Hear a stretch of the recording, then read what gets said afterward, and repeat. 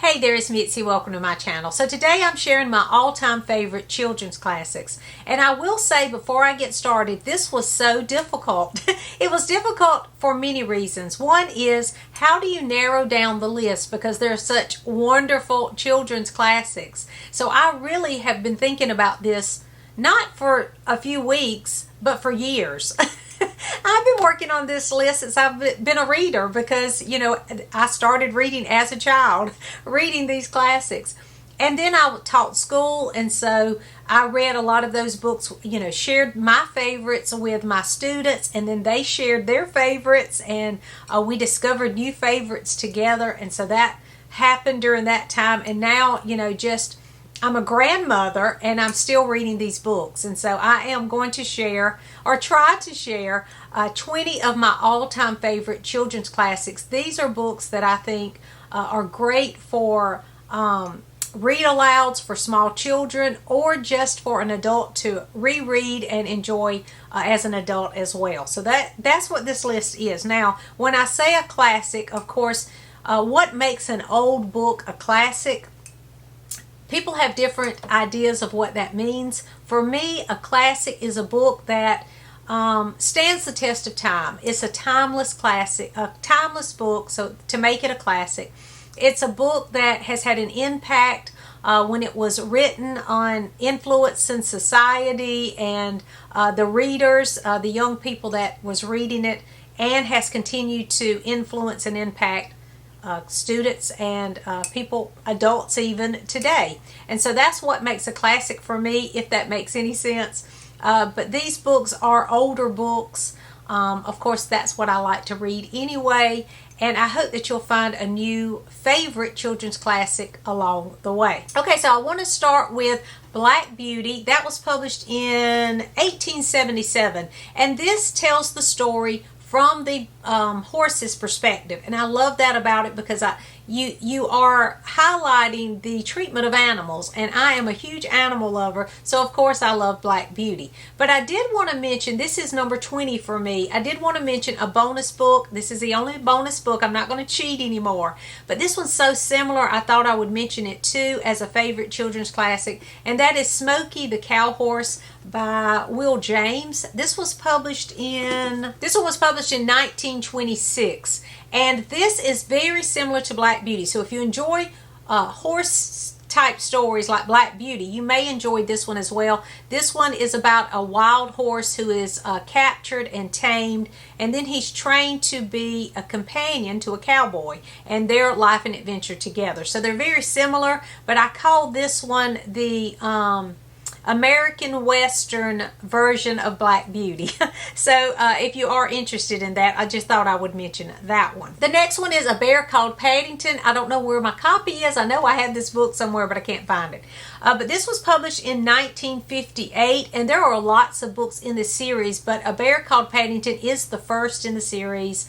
And I'm sure you're familiar with Paddington, but if you haven't read it, you are missing out. So go find a copy of A Bear Called Paddington and start that series. It is wonderful. It is about this sweet bear and his adventure, and it's again a series of books, but he is just the most lovable bear. So you want to check that one out if you don't know anything about Paddington.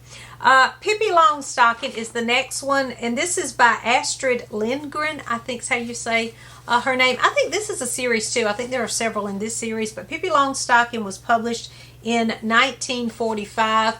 I fell in love with Pippi Longstocking when I was a kid, first learning to read, because she's so quirky. She does things that are so different, and she's like the talk of the town, and she just goes on these adventures in her little book. So I highly recommend Pippi Longstocking. Now this was another Newbery winner, and that is Katie Woodlawn. This was published in 1935, and this is a coming of age type story. And if you like the Little House on the Prairie series, you would enjoy, I think you would enjoy Katie Woodlawn. The next one is also another Newbery winner, and that is Hitty, Her First 100 Years by Rachel Field. This one was published in 1929. I don't hear a lot about this book, but it is definitely a wonderful children's classic. It's about a wooden doll and her adventures. She goes through all sorts of experiences as she journeys all over the place, and it's her first 100 years. So it's a century with this little wooden doll, and it's from her perspective. It really is an interesting perspective, the way that she sees things through her little eyes, you know, as a doll. And I really enjoyed this one and highly recommend it too. The next one you probably can't tell by my cover, but this is The Adventures of Tom Sawyer, and this was published in 1876, and it follows Tom Sawyer as he navigates through his childhood and his many adventures and the things that he gets into. Now, a lot of people would say the next in the series would be their favorite, Huckleberry Finn. A lot of people call Huckleberry Finn like the greatest American classic, but I enjoy Tom Sawyer a little bit more than Huckleberry Finn, so I thought I would mention it too. And this is a series. We have The Adventures of Tom Sawyer, and then we have Huckleberry Finn, and then there is Tom Sawyer, what's it called? Tom Sawyer Abroad and Tom Sawyer Detective. So you may not have known there's more Tom Sawyer books out there, but there are a couple more in this series as well. The next is Treasure Island. It was published in 1882. I have a copy of Treasure Island, but I couldn't find it for this video. I apologize. My son may have it on his shelf. But this is the typical pirate story. So if you love a good pirate story, you need to read Treasure Island, because that's where we meet Long John Silver. He's the iconic character. Long John Silver is introduced in Treasure Island, and so it's a great adventure, and spring and summer is a wonderful time to read Treasure Island as well. The next one is James and the Giant Peach by Roald Dahl. Now, any Roald Dahl is a great book, so any of those children's classics, but I wanted to mention this one because this one makes such a great read aloud. It has these cliffhangers at the end of each chapter, and when I taught third grade, my kids loved it and they begged for me to read the next chapter because it was just it's a great one for read alouds. But anyway, James and the Giant Peach was published in 1961. It's a whimsical tale about James who escapes his evil aunts in a magical peach and goes on an adventure. So I highly recommend all of Dahl's books, but I was going to feature James and the Giant Peach for the children's classic favorite. Now we're going way back to The Princess and the Goblin by George MacDonald. This was published in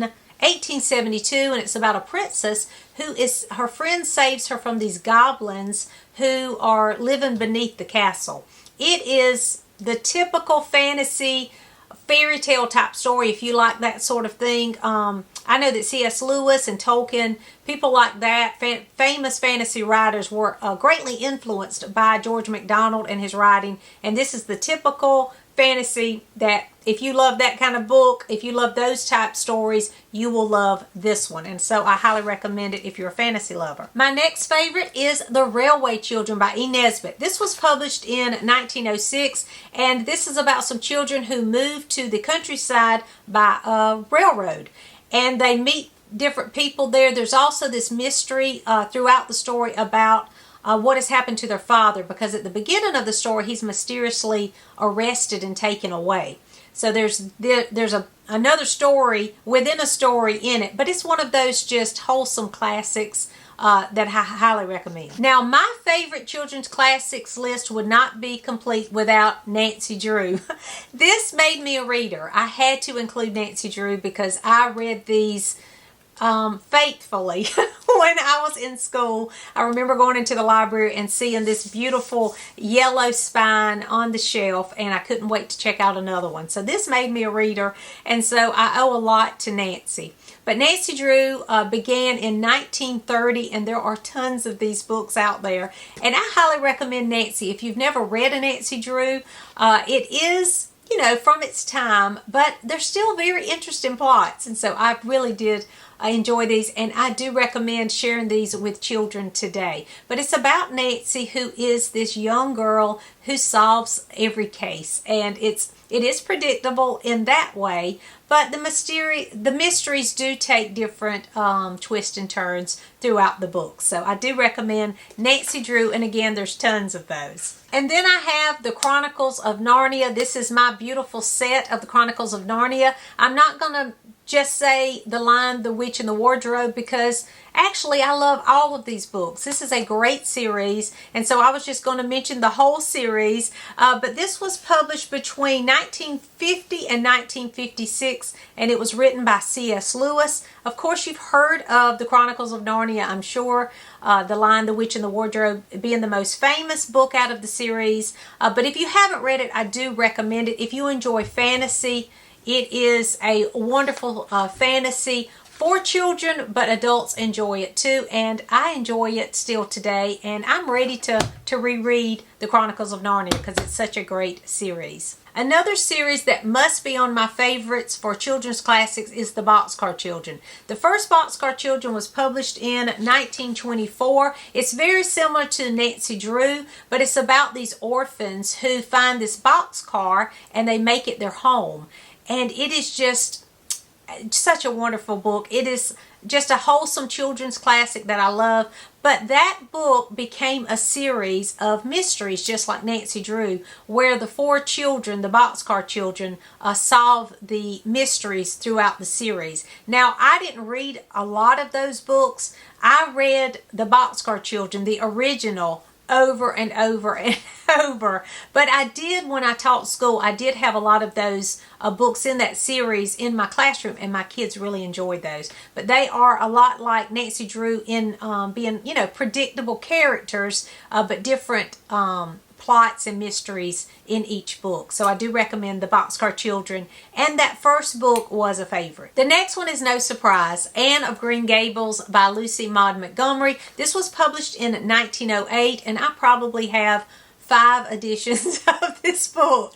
I love this book as well as the whole series. This starts an entire series about the life of Anne Shirley. I highly recommend this one. If you haven't read it, you must read Anne of Green Gables. The next is another series that you must read as a children's classic favorite, and that is the Little House on the Prairie series by Laura Ingalls Wilder. This is the first one. It was published in 1932, Little House in the Big Woods, and this has become a super favorite among children as well. This again is a series. They've made movies, TV adaptations, all different things about this as well. But this is about the Ingalls family and their life on the prairie, and how they help Ma and Pa as they build a life together on the frontier. And so I highly recommend this one as well. I want to say something really quick here, that these have not been in any particular order as in what was most favorite. I've loved all of these books. These are my all-time favorite children's classics. However, the next 5 are my all-time top 5. So I don't have one as this is the favorite. These all are my top, my number 1 favorites for children's classics. And one of those is The Wind in the Willows. I love The Wind in the Willows. This was written by Kenneth Grahame, and it was published in 1908. So I guess the same year as Anne of Green Gables. But this is a whimsical tale of adventure about these animals, Mole and Rat, Badger, and Mr. Toad. Mr. Toad's my favorite. And I just love their friendship and how they help. Well, mainly they help Mr. Toad get out of some situations. But it's just a sweet adventure, a little journey that you take with these lovable characters. So I do recommend Wind in the Willows. The next, no surprise, The Hobbit. This was published in 1937. Now, I do love Lord of the Rings. I don't really consider that children's classics, though. I do feel like this reads like a children's classic. So that's why this is on the list and not The Lord of the Rings. I do love The Lord of the Rings, but I will say Hobbit is my favorite. And the reason The Hobbit's my favorite is because of Bilbo Baggins. He's like my all-time favorite character.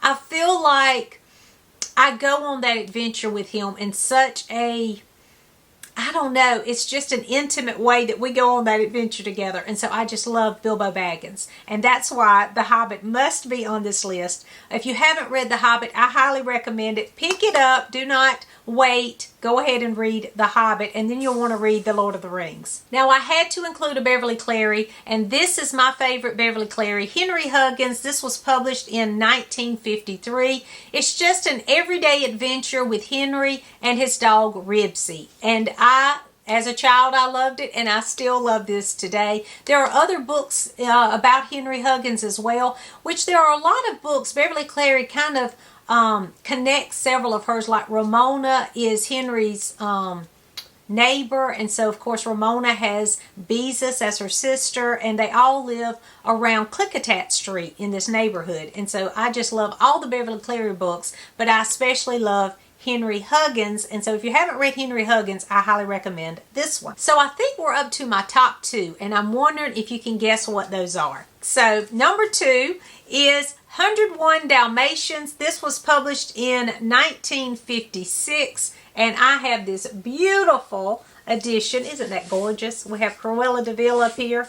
It's a beautiful Folio Society edition, and it fits in this little slipcase. And my family gave this to me a couple of years ago when it first came out. The Folio Society came out with this beautiful copy of this. But 101 Dalmatians is a favorite. It's about these puppies, these Dalmatian puppies. Cruella de Vil kidnaps them, and so the puppies' parents go on this journey, this quest to save their puppies. And it is a beautiful story. I recommend reading 101 Dalmatians around Christmas time, because I think the last scene is actually Christmas Eve or Christmas Day. I think it is. So I recommend it to read it around Christmas, but you can read it anytime because it's a beautiful story about sweet little Dalmatian puppies. And who doesn't love puppies? Now again, these have not been in any particular order except for my top 5. And you know, I could say The Hobbit is my favorite because it is a favorite book. But when I think about it, this is the first book that comes to mind. If I was to recommend one children's classic, this would be the one I would recommend. Have you guessed which one it is? And that is Charlotte's Web by E.B. White. All-time favorite. I read this for the first time in 3rd grade. I remember reading this in 3rd grade. This was published in 1953, and I have read it many times since 3rd grade. It's a heartwarming story about a beautiful friendship between Charlotte the spider and Wilbur the pig. And so I hope that you'll read this one if you haven't yet. And I always tell everyone to pick this up at least every decade. Everyone needs to start reading this when they're younger, when they first begin reading, and then every decade read it again. So those are my favorite children's classics of all time. Again, there are many other books that I could have included on this list because there's so many wonderful children's classics out there, but these are the ones that are on my shelf that I did want to mention that are included in my top 20. Have you read any of these? And let me know, what did I leave off of this list that you would include as well. Thanks for watching, and I'll see you soon.